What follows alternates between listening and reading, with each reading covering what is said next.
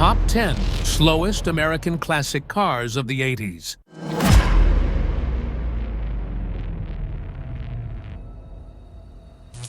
When buying a new car, many factors come into play to help make a decision, including the price, fuel economy, reliability, and performance. These four factors are some of the most common considerations, with some people prioritizing price and others focusing on performance. Regardless of where you fall on this spectrum, we can all agree that a car with extremely low performance can be both frustrating and potentially dangerous. Oh no. In 2024, the slowest car for sale is the Mishi Mirage, which has 78 horsepower paired with a CVT transmission and 0 to 60 times of around 12.8 seconds. For comparison, cars in the 80s like the 1982 Camaro Z28 or Mustang GT had similar or even slower 0 to 60 times. But today, even a Camry can achieve 60 miles per hour in just 6 to 7 seconds. In this case, 7 of the 10 cars are regular family sedans, and it just seems fair to mention that these numbers aren't 100% accurate for many reasons. Across different websites, there can be an entire 1-second spread from one another. Additionally, finding a 0 to 60 time for an early 80s Ford Econoline E350 with the extended chassis and the smallest engine, an inline-6 mated to a 3-speed auto, is damn near impossible. I'm sure the 0 to 60 is dreadful, but no one tested things like this. One more thing. Commercial vehicles and heavy-duty trucks, like an F700 or a G30 van, won't be included for obvious reasons. 1984 and 1985 Lincoln Continental Diesel. If you were like me, then you had no idea that these cars came with a diesel engine, partly because only around 1,500 units were sold. By 84, GM's diesels had already lost their reputation, while Ford watched from the sidelines. They decided to partner with BMW, known for better diesel engines, and put one in a Continental. Under the hood, a BMW 2.4-liter inline-6 turbo diesel paired with a 4-speed automatic by ZF, producing 114 horsepower and 150 pound-feet of torque, which was underwhelming for a car weighing over 3,500 pounds. The diesel option, also available in the Mark 7, offered 24 mpg compared to the V8's 16, but at a performance cost, as seen in a face-off with the Mercedes 500 SEC.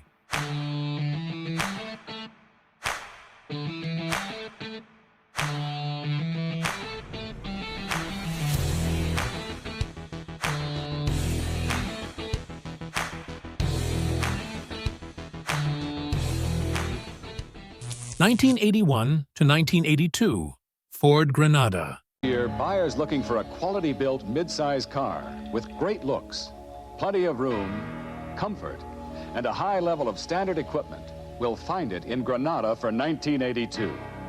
The 1981 and 1982 Ford Granada, available as a wagon and sedan, featured Ford's 2.3-liter inline-4 Lima engine. Any car on the Fox platform with this underwhelming 140 cubic-inch inline-4 engine could easily be listed among the worst performers.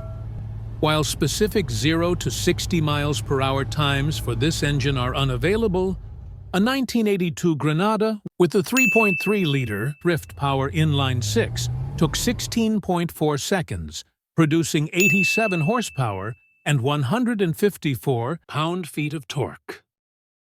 The Lima engines of the same era generated similar horsepower, but only 108 pound-feet of torque, suggesting an even poorer 0 to 60 time. Vehicles like the Thunderbird, which also had engines producing around 90 horsepower and weighed over 3,000 pounds, further illustrate the lackluster performance of these base model engines paired with outdated transmissions.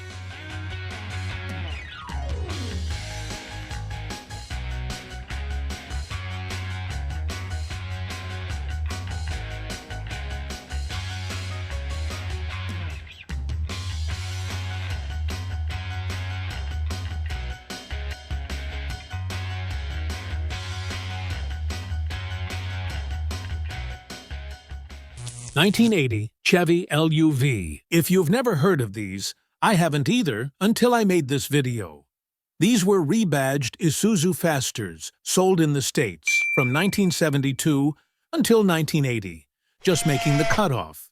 LUV stands for Light Utility Vehicle, and it wasn't uncommon to have rebadged imports during this time. One truck that comes to mind is the Dodge D50, a rebadged Mitsubishi. Consumers could buy either a 2-door or a 4-door configuration, and these trucks were pretty bare bones. Most U.S. spec LUVs came with an Isuzu 1.8-liter 4-cylinder engine that makes 80 horsepower and 95 pound-feet of torque, with 0 to 60 in around 19 seconds, while a 2.2-liter 55 horsepower diesel engine was also available for 2 years.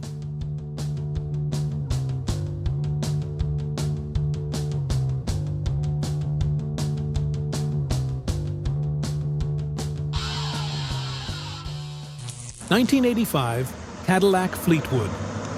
The 1985 Cadillac Fleetwood featured a 4.3-liter diesel engine, reflecting GM's continued efforts despite their diesel's poor reputation. GM's earlier V6 diesel engines, such as the LT6 and LT7 introduced in 1982, were relatively more reliable. In 1985, GM launched the LS2 variant, though it was discontinued the same year.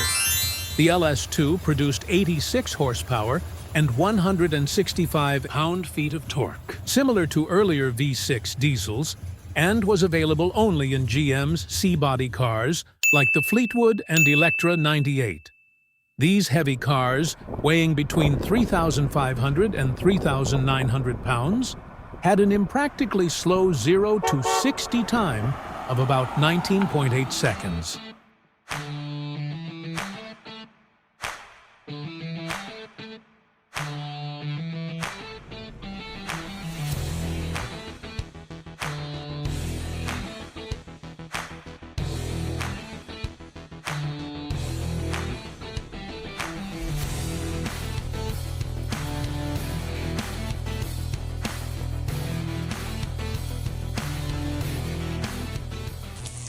(1981) Chrysler Newport. The 1981 Chrysler Newport, equipped with a 3.7-liter slant-6 engine, shared its platform with the Grand Fury and St. Regis, while the more upscale Fifth Avenue and New Yorker did not receive this engine. Chrysler, struggling financially compared to Ford and Chevy, couldn't afford new platforms, and instead attempted to downsize with the R-body, which still remained large. Despite some initial success in 1979, by 1980, fewer than 10,000 Newports were sold. Under the hood, the 3.7-liter slant-6 produced 85 horsepower and 165 pound-feet of torque, achieving a 0 to 60 miles per hour time of around 19.9 seconds.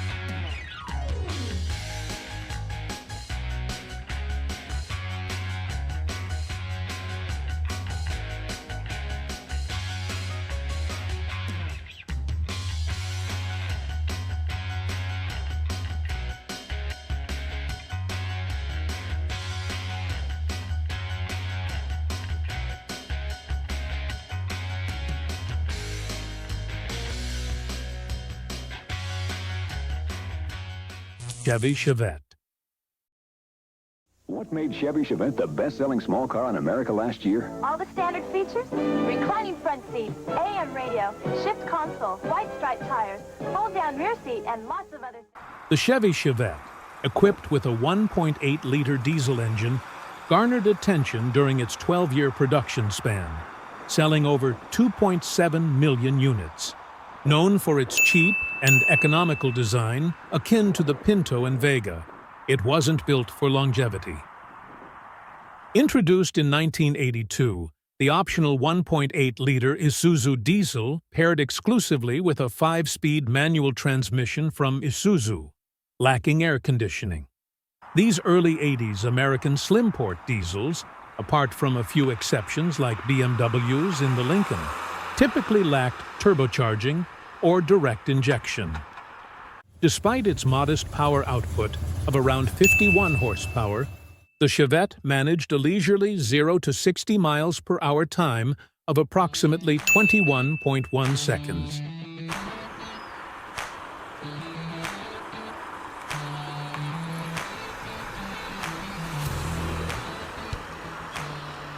(1981) Cadillac Fleetwood. The 1981 Cadillac Fleetwood Brougham, equipped with the 5.7-liter diesel engine, is notorious for its sluggish performance. GM's decision to install this engine, originally a gas-to-diesel conversion of the old 350 V8, introduced in 1978, led to widespread reliability issues. Weighing over 4,000 pounds, the Fleetwood Brougham's 105 horsepower and 205 pound-feet of torque result in a dismal 0 to 60 time of 21.5 seconds, making it dangerously slow. Despite its performance flaws, the Fleetwood Brougham remains a beautiful luxury sedan from that era, cherished by enthusiasts.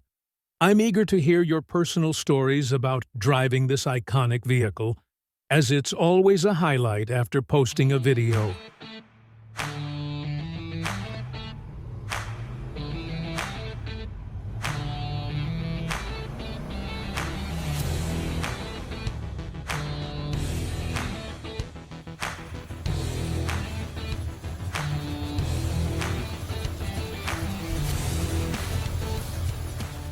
(1985) Ford Tempo. And when that happens, Ford Tempo's forward thinking really shines. It has front-wheel drive traction, precise handling, and a shape that actually helps Tempo hug the road. You might also like to think of Tempo. In 1985, the Ford Tempo debuted with yet another diesel option. The first-generation Tempo, launched in 1984 and ending in 1987, featured a standard 2.3-liter four-cylinder engine, but Mazda provided an optional diesel variant. Interestingly, during the 80s, each of the big three automakers had partnerships with Japanese manufacturers: GM with Isuzu, Ford with Mazda, and Chrysler with Mitsubishi. The Tempo, along with the Ranger and Escort, offered this Mazda-sourced 2.0-liter diesel engine, delivering 52 horsepower, 82 pound-feet of torque. Despite its efficiency, most buyers overlooked the diesel due to its additional cost.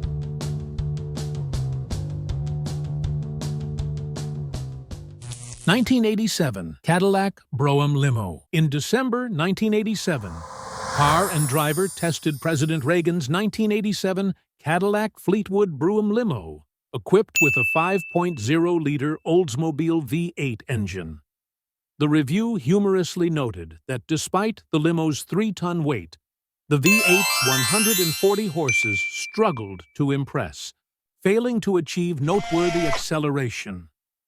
The car's 0 to 60 miles per hour time was a leisurely 23.5 seconds, while fuel efficiency hovered at a modest 11 miles per gallon. Inside, however, the limo exuded elegance and luxury, reflecting its hefty price tag of over $200,000 in 1987.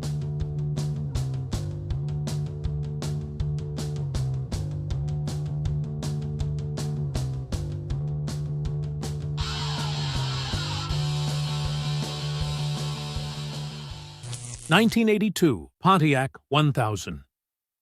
The 1982 Pontiac 1000, equipped with a 1.6-liter engine mated to a 3-speed automatic transmission, holds the dubious honor of being MotorWeek's slowest featured car ever.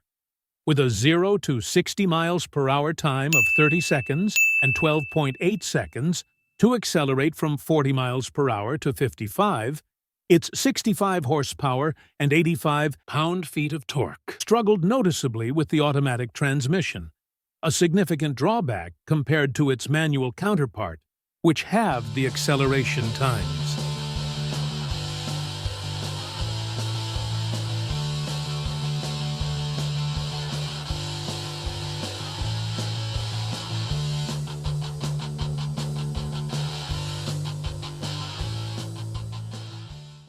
In this video, I've listed the top 10 slowest American cars from the 1980s. Finding their 0 to 60 times was quite challenging, so please keep that in mind. I hope you enjoyed this list. These videos are always fun to create due to the variety and the learning experience they offer. Not being born in the 80s, I can only imagine what it was like to drive these cars. It's a whole different perspective. Wishing you all a great week, and I'll see you again next week.